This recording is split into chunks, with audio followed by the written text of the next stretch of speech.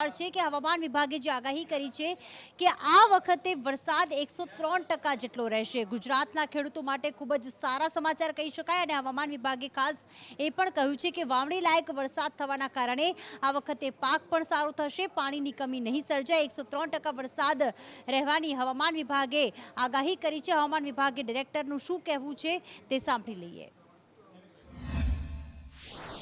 पूरे गुजरात में weather mostly dry रहेगा, बारिश होने का ज़्यादा संभावना नहीं है। टेम्परेचर में आज के लिए मोस्टली नॉर्मल चेंज रहेगी, लेकिन कल परसों 1 डिग्री बढ़ सकता है। जैसे अहमदाबाद में रिपोर्ट हुआ है 42 डिग्री सेल्सियस, कल परसों 43 हो सकता है, उसका बाद फिर घटने का संभावना है।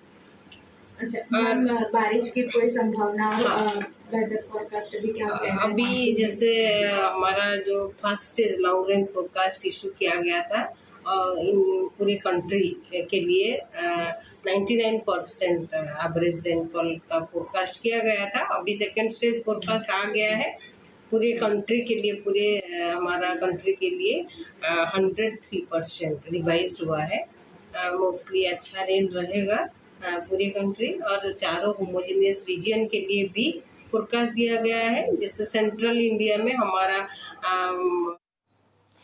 પહેલા પાટીદાર આંદોલનના યુવા નેતા તરીકે ઓળખાણ મળી, ત્યારબાદ બન્યા કોંગ્રેસના નેતા અને હવે 2 જૂનથી ઓળખાશે ભારતીય જનતા પાર્ટીના નેતા તરીકે. જી હા, વાત થઈ રહી છે હાર્દિક પટેલની કે જે 2 જૂને ભારતીય જનતા પાર્ટીમાં જોડાવા જઈ રહ્યા છે, તેમને આવકાર આપવામાં આવી રહ્યો છે. પરંતુ આ હાર્દિક પટેલના ભાજપમાં જોડાવા અંગે પૂર્વ ઉપમુખ્યપ્રધાન નીતિનભાઈ પટેલે શું કહ્યું, શું પ્રતિક્રિયા આપી એ સાંભળી લઈએ. હું કોઈ વ્યક્તિ વિશેષ માટેની આ વાત નથી કરતો. હું સામાન્ય જનરલ વાત કરું છું કે કોઈપણ વ્યક્તિ એ સારું કામ, સાચું કામ, સમાજનું કામ, પ્રજાની સેવા કરવાનું કામ, દેશની સેવા કરવાનું, રાષ્ટ્ર સેવા કરવાનું, ભારત માતાની સેવા કરવાનું કામ અમારા ભારતીય જનતા પક્ષના માધ્યમથી કરવા માટે ઈચ્છતા હોય, રાજકીય પ્લેટફોર્મમાં પ્રવેશ કરી અને રાજકીય માધ્યમથી દેશની સેવા કરવા ઈચ્છતા હોય એવા દરેક વ્યક્તિઓ જે અમારા ભારતીય જનતા પક્ષના નીતિ નિયમો સિદ્ધાંતોમાં જે લોકોને શ્રદ્ધા છે એવા તમામ લોકો ભાજપમાં આવકારીએ છીએ. તો બિલકુલ 2 જૂને હાર્દિક પટેલ ભાજપમાં જોડાવા જઈ રહ્યા છે, સમાજના હિતની વાત કરી રહ્યા છે, સમાજ માટે કંઈક કરવાની વાત કરી રહ્યા છે. પરંતુ જ્યારે ભાજપમાં જોડાશે, કોણ તેમને ખેસ પહેરાવશે, કોણ તેમને આવકાર આપશે અને એનાથી વિધાનસભાની ચૂંટણીમાં કેટલી અસર થઈ શકે છે, મનીષ માહિતી આપશે. જી મનીષ. પ્રીતિ, એ જ હાર્દિક પટેલ છે જેને કોંગ્રેસમાં આવકારવા માટે ખુદ રાહુલ ગાંધી અહીંયા આવ્યા હતા અને હાર્દિકે રાહુલ ગાંધીની હાજરીમાં કોંગ્રેસનો કેસ પહેર્યો હતો. પરંતુ ભારતીય જનતા પાર્ટીમાં જોડાય તે પહેલાં જ એમને કટ ટુ સાઇઝ કરી દેવામાં આવશે તે વાતમાં કોઈ બેમત નથી. કારણ કે એક જ દિવસમાં 3 ભાજપમાં નેતાઓ ભરતી થવાના છે. એમાં શ્વેતા બ્રહ્મભટ્ટની પણ વાત ચાલી રહી છે અને પૂર્વિન પટેલ જે હાર્દિકના જ એક સમયના સાથી આંદોલનકારી રહ્યા છે, એસપીજીમાંથી હતા, તે પણ ભારતીય જનતા પાર્ટીમાં આવે તેવી વાર્તાઓ ચાલી રહી છે. પરંતુ આ બધા વચ્ચે હાર્દિક પટેલ જે પોતાના નિવેદનોથી લઈને અત્યાર સુધીમાં ભારતીય જનતા પાર્ટીની સામે જે કંઈ બોલ્યા છે અને જે કંઈ એમણે ઉચ્ચારણો કર્યા છે તે આખું ગુજરાત જાણે છે. પરંતુ હવે જ્યારે તેઓ કેસરિયા રંગે રંગાવા જઈ રહ્યા છે, ભાજપના નેતાઓ પહેલાં તો એમને આવકારવા માટે પણ ખચકાતા હતા. ભાજપના જે નેતા છે અને તેઓ હાર્દિકના એક સાથી હતા, વરુણ પટેલ, તેમણે થોડા દિવસ પહેલાં એવું કહ્યું હતું કે ભાઈ અમારી સામે પણ જુઓ, હાર્દિક કોઈ સમાજનો એવો કોઈ મોટો ચહેરો નથી કે આજે આખો સમાજ એની પાછળ દોડતો હોય. પરંતુ આજે જ્યારે ભારતીય જનતા પાર્ટીમાં જોડાવાની વાતની પુષ્ટિ હતી તેવા સમયે અમે જ્યારે સંપર્ક કર્યો તો એમના જ જે એક સમયના સાથીઓ હતા એમણે આ વાતથી પલ્લો ઝાડી દીધો. એટલે હવે એવું બોલવા તૈયાર નથી. પૂર્વ નાયબ મુખ્યમંત્રી નીતિન પટેલનું નિવેદન પણ આપણે જોયું. નીતિન પટેલ એક સમય એવું કહેતા હતા કે તારી જેટલી ઉંમર છે એટલો સમય તો મને રાજકીય અને સામાજિક કામોમાં થયો છે, તારા જેવા 56 જોઈ લીધા છે, અને આ બધી જ વસ્તુ છે. પરંતુ હવે જ્યારે સમય બદલાયો છે, ભાજપમાં એમનું આગમન થવા જઈ રહ્યું છે, કમલમમાં એમને કેસરીઓ કેસ પહેરવામાં આવશે. જોવાનું એ રહેશે કે એની સાથે પાટીદાર સમાજના કેટલા નેતાઓ જોડાય છે, પાટીદાર સમાજ એની સાથે કેટલો ઊભો રહેશે. પ્રીતિ, બિલકુલ, એટલે કે કહેવાય કે પહેલાં એવું કહેતા હતા કે હું રાજનીતિમાં આવીશ જ નહીં, પછી કહ્યું ભાજપમાં ક્યારેય નહીં જોડાવું અને બંને નિવેદન પરથી ક્યાંક એમણે આખું પલટી મારી દીધી છે અને હવે ભાજપમાં જોડાવા જઈ રહ્યા છે. બીજા પણ એક નેતા છે કે જે આજે ભાજપમાં જોડાવાની જાહેરાત તેમણે કરી છે. 2017માં મણિનગર વિધાનસભા ચૂંટણીમાં કોંગ્રેસ તરફથી લડેલા એવા શ્વેતા બ્રહ્મભટ્ટે પણ જાહેરાત કરી છે કે કે હું પણ હવે ભારતીય જનતા પાર્ટીમાં જોડાવા જઈ રહી છું, તેના કારણે કેટલી અસર થઈ શકે છે, કોંગ્રેસને કેટલું નુકસાન અને તેમની સાથે તેમના કેટલા સમર્થકો જોડાશે? નિકુલ માહિતી આપશે. જી નિકુલ. જી બિલકુલથી ગુજરાત વિધાનસભાની ચૂંટણી પહેલાં કોંગ્રેસને એક મોટો ફટકો જે પડવા જઈ રહ્યો છે. પાટીદાર નેતા તરીકે ઓળખાતા હાર્દિક પટેલે રાજીનામું આપ્યા બાદ શ્વેતા બ્રહ્મભટ્ટ કે જેઓ 2017માં મણિનગર વિધાનસભામાંથી જે કોંગ્રેસની જે ટિકિટ આપી હતી તેમાંથી તેઓ ચૂંટણી લડ્યા હતા. જોકે તેઓ હાર્યા હતા, પરંતુ કોંગ્રેસમાંથી તેમને જે છે તે રાજીનામું આપી દીધું છે અને હવે તે 2 તારીખે એટલે કે 2 જૂને જે છે તે ભાજપમાં જોડાવા જઈ રહ્યા છે. આ પહેલાં પણ જ્યારે પીએમ મોદી થોડા સમય પહેલાં જ ગુજરાતના પ્રવાસે આવ્યા અને તેઓ રાજભવન ખાતે હતા, ત્યારે શ્વેતા બ્રહ્મભટ્ટે પણ જે છે તે પીએમ મોદી સાથે મુલાકાત કરી હતી ને ત્યારબાદ તેમને કોંગ્રેસમાંથી રાજીનામું આપી દીધું. શ્વેતા બ્રહ્મભટ્ટ સાથે કોંગ્રેસના 500 જેટલા જે કાર્યકર્તાઓ છે તે ભાજપમાં જોડાવાના છે. સાથે જ અન્ય જે મોટી ઇફેક્ટ છે તે કોંગ્રેસમાં જઈ શકે છે, કેમ કે ઘણા શહેરના જે હોદ્દેદારો છે તે પણ જે છે તે તેમની સાથે જે ભાજપમાં જશે, જેથી કરીને કોંગ્રેસ વધુ એક વખત જે છે તે અમદાવાદ શહેરની અંદર તૂટતી દેખાઈ રહી છે અને વધુ એક વખત કોંગ્રેસનો મોટો ફટકો પડવા જઈ રહ્યો છે. બિલકુલ, અને કોંગ્રેસ તૂટતી દેખાઈ રહી છે ને આ તરફ કહેવાય કે એક બાદ એક વન ડે વન ડિસ્ટ્રિક્ટના યોજના હેઠળ અભિયાન હેઠળ CR પાટીલ નર્મદાની મુલાકાતે પહોંચ્યા અને આજે નર્મદાની મુલાકાતનો તેમનો બીજો દિવસ હતો. કાર્યકર્તાઓ સાથે તેમણે વાતચીત કરી, જે લાભાર્થીઓ હતા તેમની સાથે વાતચીત કરી અને આ સંવાદ કર્યા બાદ ભાજપના પ્રદેશ અધ્યક્ષ CR પાટીલે શું કહ્યું સાંભળી લઈએ. મોદી સાહેબે જે સરકારના અનાજના ગોડાઉન હતા એ લોકો માટે ખુલ્લા કરી દીધા.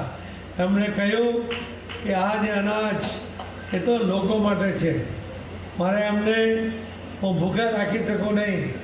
અનાજને ગોડાઉનમાં રાખવાને બદલે લોકોના વપરાશમાં આવે એના માટે એમણે ગોડાઉનના દરવાજા ખોલી નાખ્યા. આ કોરોનાની ચેન તૂટે નહીં અને ગરીબ લોકો મૃત્યુના મુખમાં હોમાઈ જાય એ ન થાય એટલા માટે નરેન્દ્ર મોદી સાહેબે તમામ લોકોને ફ્રીમાં આ વેક્સિન આપી. એના કારણે આજે આપણે બાજુમાં બેઠા છીએ, આપણને કોરોનાનો ડર લાગતો નથી. આપણે સાવચેતી જરૂર રાખીએ છીએ, પણ ડર ઓછો થયો છે અને એનો જસ જો કોઈને જતો હોય તો નરેન્દ્ર મોદી સાહેબને જાય છે. અને ત્યાં હજી પણ કે બેંક લોન ના આપે તો સાંસદો લોકસભામાં 0 વર્ષમાં કે બાકીના સમયમાં પ્રશ્ન ઉઠાવીને પ્રશ્નોત્તરીમાં અથવા તો મંત્રીને મળીને આ લોન મંજૂર કરવા માટે દબાણ કરે છે. અને એના કારણે ગામનો એક યુવાન એ પોતાના પગ પર ઊભો રહેવા માંગતો હોય એને 50 લાખ રૂપિયા જેવી મોટી રકમ કોઈ પણ જાતના જામીન વગર, કોઈ પણ જાતના માર્જિન મની ભર્યા વગર એને મળતી હોય છે. બિલકુલ, વિધાનસભાની ચૂંટણી અંતર્ગત ભાજપ હોય કે કોંગ્રેસ, સૌથી વધારે ફોકસ આદિવાસી બેઠકો પર કરવામાં આવી રહ્યું છે. એટલા જ માટે આદિવાસી નેતાઓ કોંગ્રેસ છોડીને ક્યાંક ભાજપમાં જડ્યા છે. તો આ તરફ કોંગ્રેસ પણ જે છે એ હાર માનવા તૈયાર નથી. એટલા જ માટે 12મી જૂને રાહુલ ગાંધી ફરી એક વખત ગુજરાતની મુલાકાતે આવી રહ્યા છે અને આદિવાસી સત્યાગ્રહ જે અભિયાન છે, જે રેલી છે, તેને આગળ વધારશે અને આદિવાસી સીટો ઉપર દક્ષિણ ગુજરાતના વાંસદા ખાતે તેઓ જાહેર સભા પણ સંબોધવાના છે. આશુતોષ વધુ વિગતો જણાવશે. જી આશુતોષ.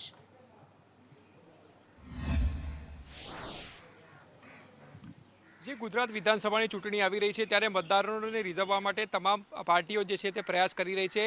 વાત કરવામાં આવે કોંગ્રેસની તો તેમણે આદિવાસીઓ પર ફોકસ જે છે તે કર્યું છે. રાહુલ ગાંધી બીજી વાર જે છે તે આદિવાસીની સભા જે છે તે સંબોધવાના છે. દાહોદ ખાતે તેઓએ આદિવાસી સંમેલન યોજ્યું હતું, તો હવે ફરીવાર દક્ષિણ ગુજરાતના વાંસદાના ચારણવાડા ખાતે તેઓ સભા સંબોધવાના છે.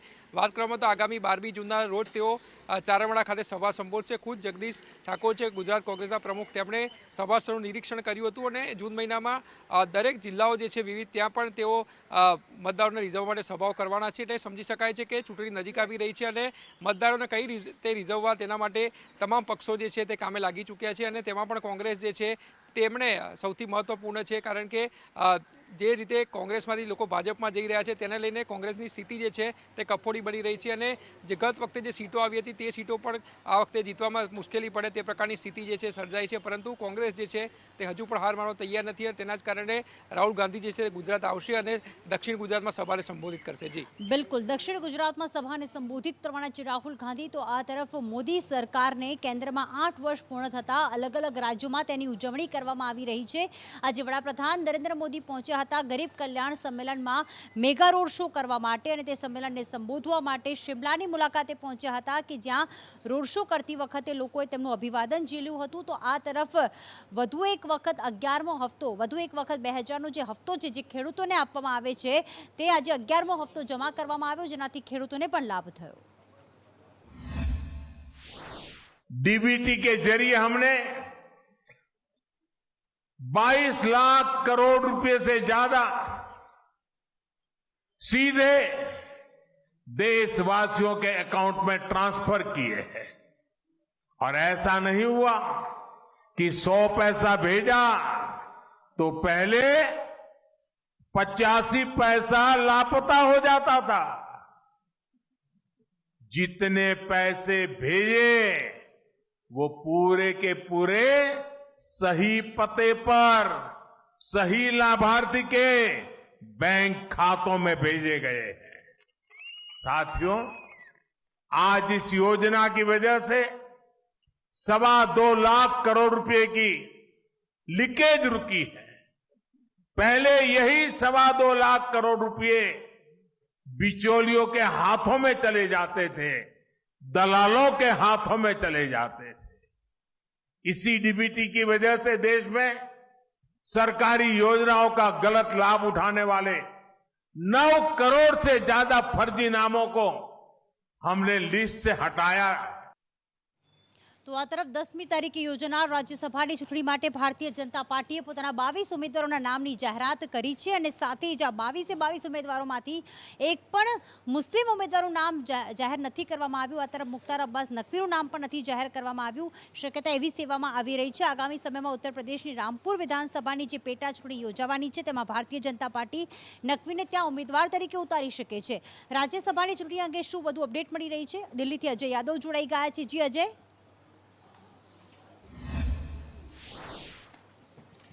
निश्चित तौर पे प्रीति, 1 महीने बाद राष्ट्रपति का चुनाव होना है, लेकिन उससे पहले जो राज्यसभा की बाकी सीटें हैं उसका चुनाव कराना जरूरी है। उसी की प्रक्रिया चल रही है। 15 राज्यों की 57 राज्यसभा की सीटों के लिए चुनाव चल रहा है। आज नामांकन का अंतिम दिन है। 1 तारीख को स्क्रूटनी होगी और 3 तारीख तक जो नामांकन है उसको वापस लिया जा सकता है अगर आप आगे अपनी प्रक्रिया को नहीं बढ़ाना चाहते हैं। लेकिन इस चुनाव को देखते हुए कई सारे दिलचस्प बातें आई हैं, जिसमें भारतीय जनता पार्टी की तरफ से 22 कैंडिडेट खड़े किए गए हैं, जिसमें एक भी मुस्लिम उम्मीदवार का नाम नहीं है। हालांकि जो मुख्तार अब्बास नकवी हैं जो कि अल्पसंख्यक कल्याण मंत्री हैं, उनका जो कार्यकाल है वो खत्म हो रहा है। जफर इस्लाम है जो कि मोदी सरकार में एक तरह से सांसद थे और लीडर थे, उनको भी जगह मिलने की संभावना थी, उनको भी जगह नहीं मिली गई। प्रकाश जावड़ेकर हैं, उनको भी जगह नहीं मिली है। लेकिन निर्मला सीतारमण वो कर्नाटक से, पीयूष गोयल महाराष्ट्र से, ये भारतीय जनता पार्टी की तरफ से उम्मीदवार बनाए गए हैं।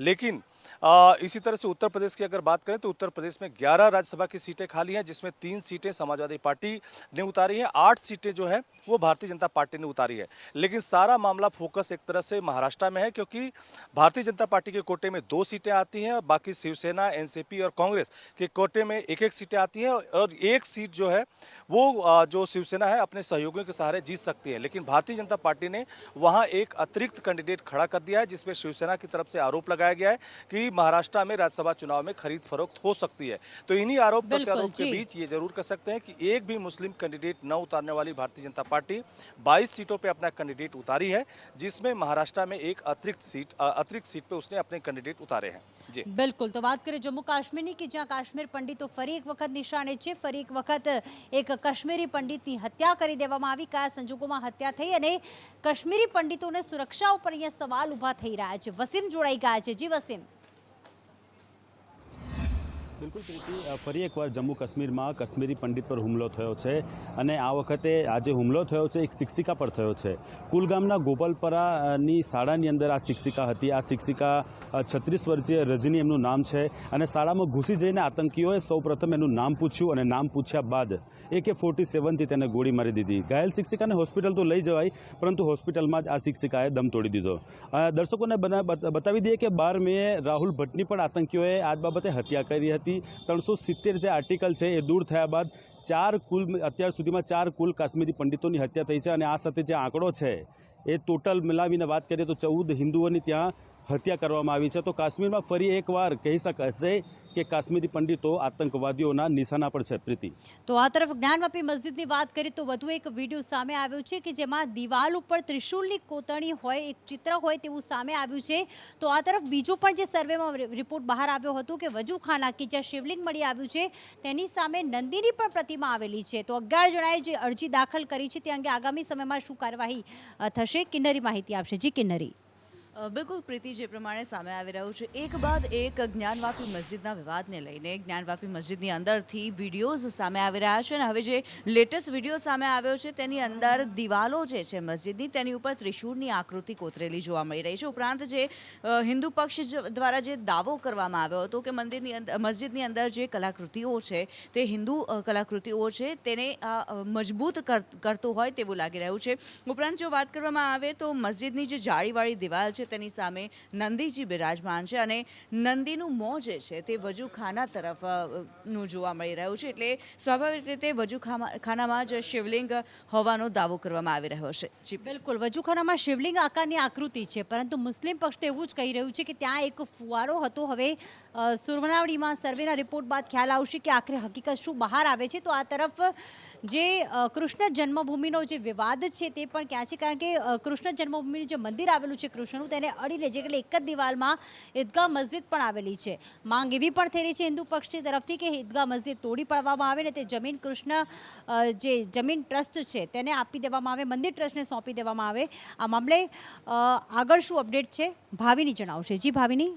પ્રીતિ, જે મથુરા જે જન્મભૂમિ સ્થાન છે શ્રી કૃષ્ણનું એ અને સાથે જે ઈદગાહ મસ્જિદનો વિવાદ છેલ્લા ઘણા સમયથી ચાલી રહ્યો છે. જો કે 13.37 એકરની આ જમીન છે જેનો આ વિવાદ છે. હિન્દુ પક્ષ માંગ કરી રહ્યા છે કે આ બધી જ જમીન તેમને સોંપી દેવામાં આવે. જો કે બીજી બાજુ વાત કરીએ તો બીજી બાજુ ઈદગાહ જે મસ્જિદ છે એ પણ આવેલી છે. મસ્જિદને તોડવાની વાત ચાલી રહી છે, પરંતુ સામે અરજીઓ થઈ રહી છે.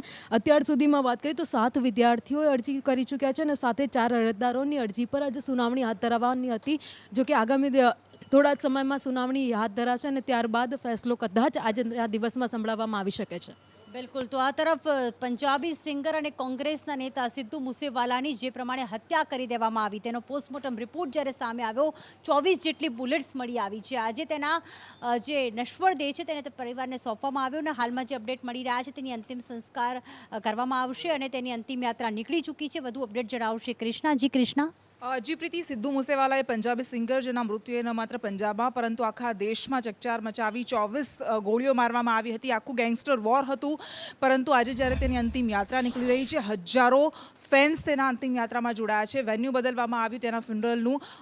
સ્મશાન ઘાટમાં તેના અંતિમ સંસ્કાર કરવામાં આવનાર હતા, પરંતુ ત્યારબાદ હવે મૂસાના જ પૈતૃક ગામમાં તેના અંતિમ સંસ્કાર કરવામાં આવનાર છે. મૂસેવાલાનું ગામ છે મૂસા કે જ્યાં ખેતરમાં તેનો મૃતદેહ દફનાવવામાં આવશે. પરંતુ આ સમયના જે દ્રશ્યો સામે આવી રહ્યા છે તે ખરેખર તેની માં પોતાના પુત્રને જોઈને જે રીતે રડી રહી છે અને આ આખો માહોલ જે ઊભો થયો છે, સવાલો અનેક ઉઠી રહ્યા છે, રાજનીતિ થઈ રહી છે, પરંતુ એક 28 વર્ષનો સિંગર કે જેની કારકિર્દી તેના ઉચ્ચ શિખર પર હતી તેની ગોળી મારીને હત્યા કરી દેવામાં આવી. પંજાબમાં કાયદો અને વ્યવસ્થાની સ્થિતિને લઈને સવાલ ઉઠી જ રહ્યા છે, પરંતુ બીજી બાજુ એક માં, એ ભાઈ કે જેમણે પોતાનો ભાઈ ગુમાવ્યો છે, એક માં કે જેમણે પોતાનો પુત્ર ગુમાવ્યો છે, પિતા જેમણે પોતાનો પુત્ર ગુમાવ્યો છે, તે આજે ચોધાર આંસુ એ રડી રહ્યા છે. અને તમામ લાખો ફેન્સ હતા પંજાબમાં, કારણ કે કેટલાક એમણે ગીત ગાયા હતા. એનું છેલ્લું જે ગીત હતું લાસ્ટ રાઇડ, અને આ ગીતમાં જ તેણે એવા કેટલાક શબ્દોનો ઉપયોગ કર્યો હતો કે જેમાં પોતે જાણે કે પોતાના જીવનના અંતિમ પડાવ પર હોય, અંતિમ સફર પર હોય તે રીતના જ આ શબ્દો વાપર્યા હતા. અને ખરેખર આ ગીત જ આજે તેના જીવન માટે આ હકીકત બનીને આવ્યું. પ્રતિ બિલકુલ. પંજાબ પોલીસની સુરક્ષા ઉપર તો ચોક્કસ એ પ્રશ્નો ઊભા થઈ જ રહ્યા છે, કારણ કે જો આટલા ફેમસ સિંગરની આ રીતે હત્યા કરી દેવામાં આવે તો સ્થાનિકોનું શું? તો આ તરફ તિહાડ જેલમાંથી જે આખું ષડયંત્ર રચવામાં આવ્યું, આખો પ્લાન બનાવવામાં આવ્યો, તેના ઉપર પણ સવાલ ઊભા થઈ રહ્યા છે. આગળ વાત કરીશું. પેટ્રોલ પંપના ડીલર્સ જે હતા આજે નો પરચેસ ડે મનાવીને વિરોધ કરી રહ્યા હતા. પેટ્રોલ પંપના જે ડીલર્સ છે તેમણે આજે નો પરચેસ એટલે કે આજના દિવસે ઇંધણ ન ખરીદીને વિરોધ કર્યો. આખરે શા માટે વિરોધ કરવામાં આવ્યો, શું છે તેની માંગ અને આ એક દિવસની હડતાલના પગલે કેટલી અસર થઈ શકે છે, વધુ અપડેટ જણાવશે આઝમ. જી આઝમ.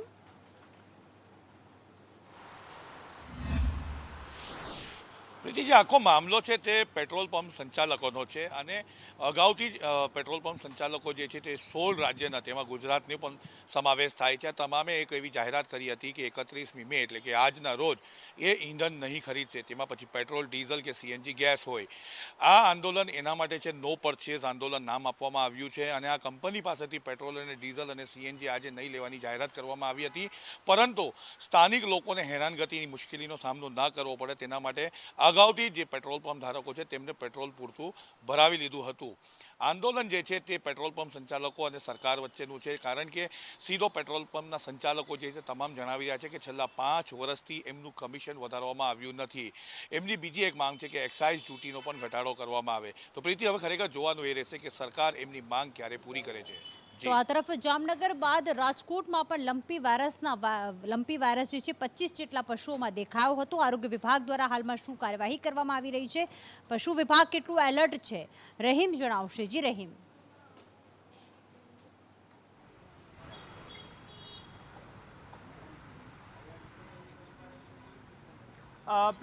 જામનગર બાદ રાજકોટ જિલ્લાની અંદર પણ ખાસ કરીને ગ્રામીણ વિસ્તાર છે તેની અંદર પશુઓમાં લંપી વાયરસ જોવા મળ્યો છે. 25 જેટલી ગાયો છે તેની અંદર આ કેસ જોવા મળતા 700થી વધુ જે પશુઓ છે તેમને ડોઝ આપવાનું શરૂ કરાયું છે. આરોગ્ય વિભાગ છે તેમની ટીમો અલગ અલગ ગામો છે તેની અંદર મોકલી દેવામાં આવી છે. જિલ્લા પંચાયત હસ્તકના જે આરોગ્ય વિભાગ છે તેમના દ્વારા પણ ખાસ આ લંપી વાયરસના જે લક્ષણો ધરાવતા પશુઓ છે તેમનું નોટિંગ કરવામાં આવી રહ્યું છે. તે પશુઓને અલગ રાખવામાં આવે, પશુપાલકોને સમજાવવામાં આવી રહ્યા છે. સાથે સાથે એમને જે એન્ટીવાયરસનો ડોઝ છે એ પણ આપવાની શરૂઆત કરી છે. આવી લગભગ 700થી વધુ ગાયો છે તેમને આ ડોઝ આપી દેવામાં આવ્યો છે. આ ઉપરાંત જિલ્લાની અંદર અન્ય પશુપાલકો છે તેમને પણ આ રોગ અંગે જાગૃત કરવામાં આવી રહ્યા છે. તો આ તરફ રાજકોટના બેડી માર્કેટિંગ યાર્ડમાં શ્રમિકોની હડતાલ હજી પણ યથાવત. તેમણે ચીમકી ઉચ્ચારી છે કે 24 કલાકની અંદર યાર્ડના ચેરમેન પોતાનો નિર્ણય જાહેર કરશે. શ્રમિકો આખરે કહી રહ્યા છે કે અમે હડતાલ યથાવત રાખીશું જો કોઈ પણ પ્રકારનો નિર્ણય નહીં લેવામાં આવે તો.